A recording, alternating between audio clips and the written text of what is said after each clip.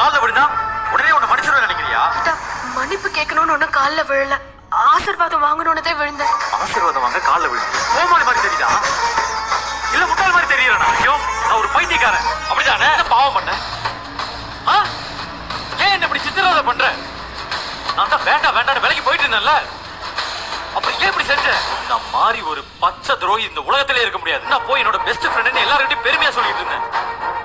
ஆனா கடைசியில நீ எனக்கு இப்படி துரோகம் பண்ணுவேன்னு நான் நினைக்கவே இல்லை. எப்படி உன்னால இப்படி எல்லாம் நடிக்க முடியுது? சத்தியமா சொல்றேன், கேரக்டர்ல என்னால சுத்தமா புரிஞ்சுக்கவே முடியல. பொறுத்த வரைக்கும் நீ எல்லாம் பொண்ணே இல்லை, பொய்யோட மொத்த உருவமும் நீதான்.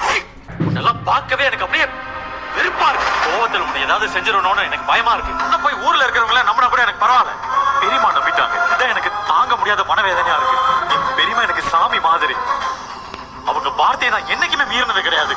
நான் தப்பே செய்யலைனாலும் பெரியமா சொன்னாங்கிற ஒரே காரணத்துக்காக தான் கழுத்துல நான் தாலி கட்டியிருக்கேன்.